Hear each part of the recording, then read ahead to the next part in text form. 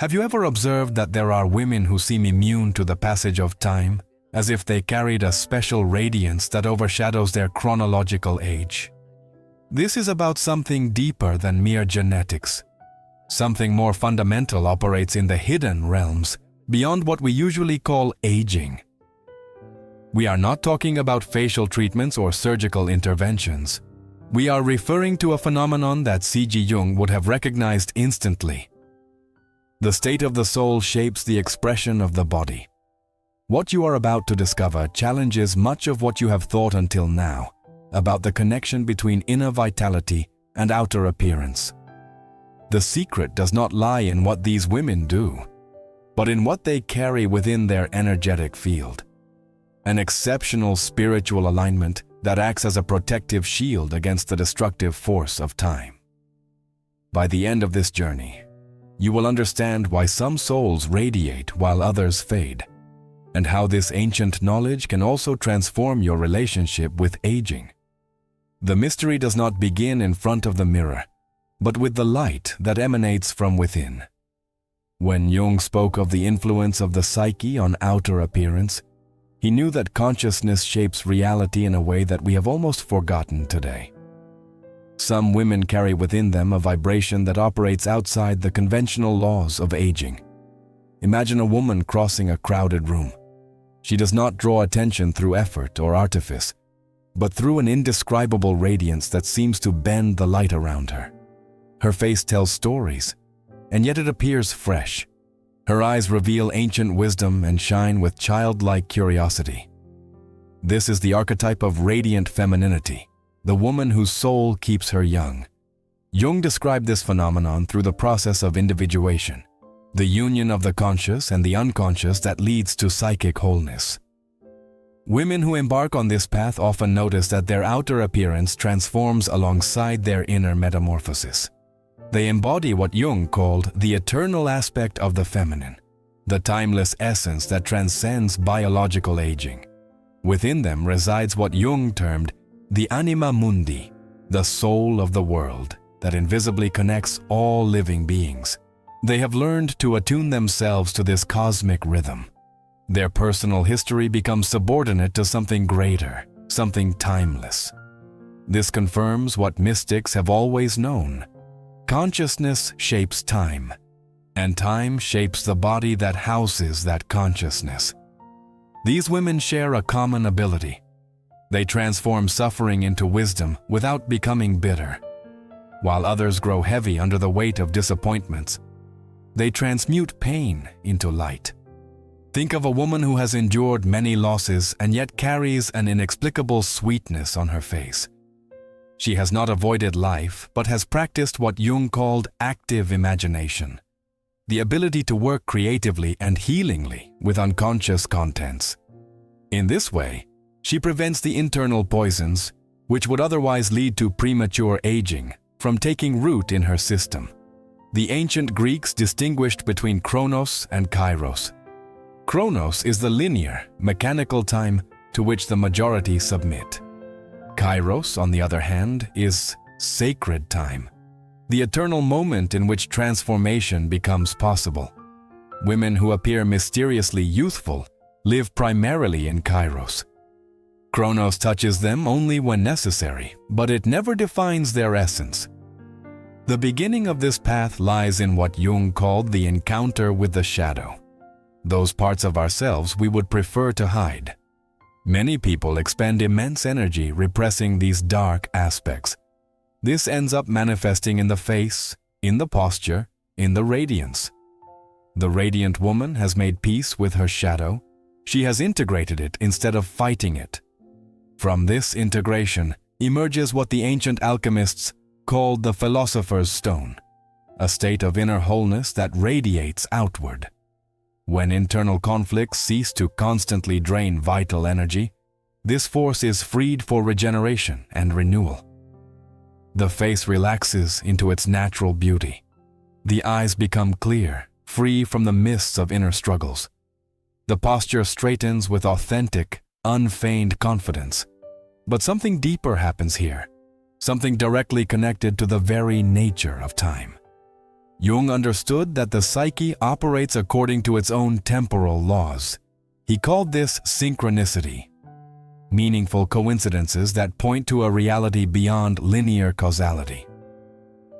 Women who embody this exceptional spiritual quality seem to live partially outside of normal time.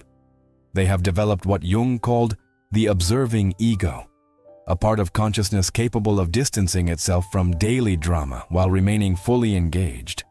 This inner attitude allows them to observe their own aging process without identifying with it.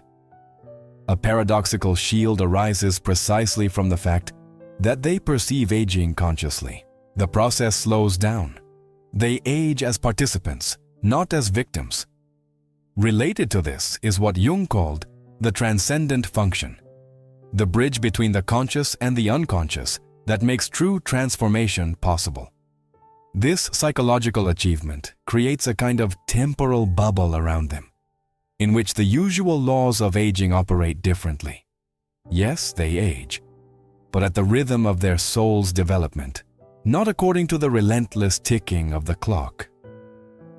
Perhaps you have already met women with a timeless radiance that makes you question their true age. They move with a dignity that testifies to inner work. Their soul's wounds have been transformed into strength rather than exhaustion. Their laughter springs from deep layers. Their silence carries peace. Their presence awakens awe before hidden mysteries. Science is now beginning to understand what Jung intuitively grasped decades ago. Research in epigenetics shows that emotions directly influence how genes are expressed. Chronic stress accelerates cellular aging. States of inner peace and joy, on the contrary, promote regeneration. Even telomeres, those protective caps on our chromosomes, biological markers of aging, respond sensitively to our psychological state. What Jung called the collective unconscious provides these women with access to an inexhaustible source of renewal. They tap into archetypal energies that have sustained the feminine for millennia. This connection creates something akin to biological grace. Cellular regeneration occurs more rapidly. The body remains youthful. Women who maintain vital contact with the self, the archetype of wholeness and meaning, show measurable differences. Their cortisol levels remain balanced, inflammatory markers stay stable, and cellular repair mechanisms function optimally. The peace of the soul preserves the youth of the body. This is not fantasy, but the recognition of a profound connection between consciousness and corporeality that Jung explored throughout his life. He recognized that the psyche and the body are not separate domains, but two sides of a whole, and a change in one always influences the other. Jung also spoke of the religious function of the psyche. By this, he did not mean institutional religion, but the sense of the sacred that can permeate the everyday. Women who cultivate this sense treat their body as a temple of consciousness. This reverence protects them even at a level we would today call quantum. The radiant woman has also learned what Jung called the art of letting die, of releasing what no longer serves without clinging to outdated patterns. She knows that each phase of life requires an inner death and rebirth, and she navigates these transitions with dignity rather than resistance. While others grow heavy under emotional burdens, she practices conscious letting go. She retains only what allows her soul to grow. Everything else she leaves behind before it etches lines and shadows on her face. This letting go also affects the expectations of others and social roles. Jung called this the persona, the mask we wear in daily life. Those who identify too strongly with it fall into rigid patterns. The radiant woman wears her masks lightly, like clothing suited to the season.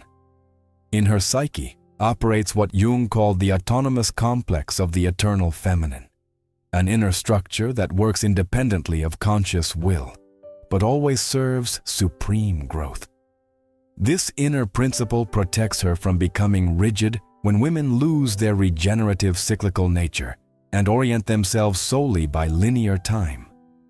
Through the transcendent function, She has found a third path beyond the opposites of youth and old age, beauty and decay, meaning and meaninglessness. In her presence, one feels that this woman is a friend of time. She does not fight it.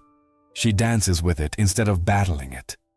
Yes, a field is created that makes others feel the burden of time momentarily lighten. Jung would have recognized in her the archetype of the wise woman, not as an old witch figure, but as a living embodiment of timeless wisdom.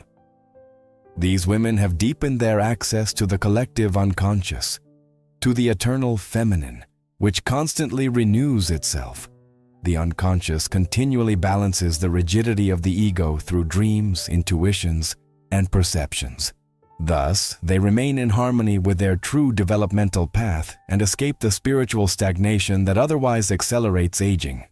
The exceptional spiritual quality of these women is, ultimately, the harmonious integration of many of Jung's ideas.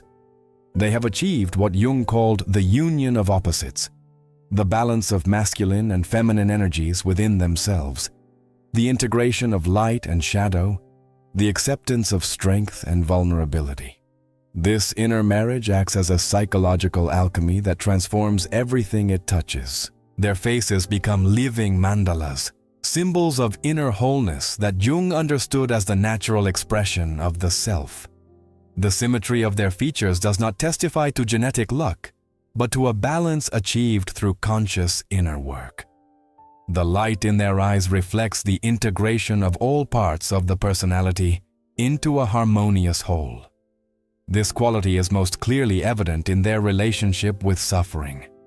Where others develop lasting marks of bitterness from pain, these women have cultivated what Jung called a religious attitude toward psychic material. They know that every wound carries within it the seed of healing. Every crisis harbors the potential for greater consciousness. The radiant woman has achieved what Jung called differentiated feeling, the ability to distinguish between emotions that serve growth and those that merely perpetuate old patterns of suffering. She can feel deeply without getting lost, weep fully without sinking, be genuinely angry without poisoning her system. This emotional maturity protects her from the inflammatory response in the body, which research directly links to accelerated aging. This does not mean she avoids suffering or pretends it does not exist. Rather, she has developed the capacity to hold the tension of opposites, as Jung called it, to remain present with difficult experiences without immediately fleeing or seeking quick fixes. In this way, she prevents the inner fragmentation that accelerates the aging process. Her nervous system remains regulated even under pressure, preserving what researchers today call heart rate coherence, a state in which breathing, heart rhythm, and emotions are in harmony. This coherence has profound effects on hormones, the immune system, and cellular regeneration. The peace of the soul becomes medicine for the body. But perhaps the most remarkable thing about these women is their relationship with the future. While others cling to youth or fear time, they have developed what Jung called prospective thinking, the ability to recognize the potential for growth in every moment. They live in becoming, not in nostalgia. This awareness creates a field of possibilities. They attract experiences and relationships that foster their development, as if their clear intention to grow invokes the appropriate circumstances in life. Jung would have called this synchronicity in action. Their faces reflect this openness to the future. Instead of rigid features that speak of resignation, they carry fluid features, faces that allow infinite expressiveness, eyes full of curiosity for what life will yet reveal. Jung's idea of the unus mundus, the unity of all reality, is reflected in their being. They have achieved what the alchemists called the union of microcosm and macrocosm, a personal transformation so completely in harmony with cosmic principles that their own aging process unfolds in alignment with the eternal cycles of nature. The spiritual quality they embody is ultimately not only about their relationship with themselves, but also with the invisible forces that Jung called archetypes. They have learned to work consciously with these universal patterns of human experience. From this, they draw strength and renewal. In their presence, one feels this archetypal connection. They seem to carry within them more than their individual life could explain, as if they had access to the wisdom of all the women who, before them, walked similar paths. This collective feminine grants them a timeless authority that has nothing to do with age. Their laughter carries echoes of the eternal feminine that Jung recognized as one of the fundamental organizing structures of the psyche. When they speak, one hears not only their voice but something greater speaking through them, an expression of the divine feminine that uses their personality as a vessel. This permeability requires what Jung called a permeable ego, strong enough to preserve identity while open to the transpersonal dimension. This balance requires years of inner work. Once achieved, these women radiate a clarity that transcends personal boundaries. Thus arises what Jung called the conjunctio, the mystical marriage of conscious and unconscious, masculine and feminine, temporal and eternal. From this inner union grows what the alchemists called the child of the wise, a renewed self that carries both the wisdom of experience and the freshness of new beginnings. Their face becomes a living testament to this inner harmony. Women who carry this exceptional spiritual quality have learned what Jung called a symbolic life, an existence in which every experience means more than the obvious. It is precisely this attitude that protects them from the existential void that ages so many people, as a lack of meaning devours their vital force. For them, every day, every action becomes a small ritual of renewal. Their relationships serve as mirrors for greater growth. Challenges transform into opportunities for deeper insights. This alchemical attitude toward experiences means that nothing is lost. Every moment contributes to their development. This sense is directly reflected in the vitality of their physical presence. Jung recognized that the psyche possesses a natural healing function, an inherent tendency toward wholeness that operates independently of conscious will. In women who carry this exceptional spiritual quality, this function is consciously activated and nurtured. A process of continuous cellular renewal is set in motion, working from the inside out. Thus, not only is their appearance transformed, but also the way they inhabit their body. To conclude this exploration, it is clear that the fountain of youth is not a mythical place in the distance. It is a psychological state accessible to anyone willing to undertake the inner journey of integration and individuation that Jung described with precision. Women who embody this exceptional spiritual quality have not discovered a secret recipe or magic formula. They have learned to live in harmony with the deepest currents of their psyche, to work consciously with the archetypal forces that shape human existence, and to maintain a living connection with the transcendent dimension of being. Their apparent youth is, in truth, an expression of spiritual maturity. Their integrity manifests in a physical appearance that radiates from within. They have achieved what the alchemists called the opus contra naturam, the work against nature that paradoxically makes the true nature visible.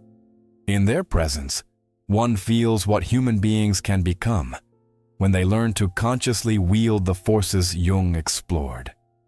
They represent not only personal achievements, but collective possibilities, showing that the development of consciousness can indeed be reflected in the body. This exceptional spiritual quality is, ultimately, accessible to all. It requires only the courage to undertake the inner journey that Jung called individuation, the willingness to meet one's own shadow and integrate one's own light, the decision to live consciously rather than automatically. The soul that embarks on this path discovers its timeless essence, and this discovery changes everything, including the way we age. If you have recognized yourself in this exploration or feel inspired to begin your own path toward conscious aging, I invite you to subscribe to our channel. Share in the comments what has touched you most deeply, and which aspects of this exceptional spiritual quality you wish to develop in your life. Your thoughts enrich our collective understanding of how consciousness shapes reality, and how the state of the soul influences the expression of the body. Together, we rediscover what Jung brought to light.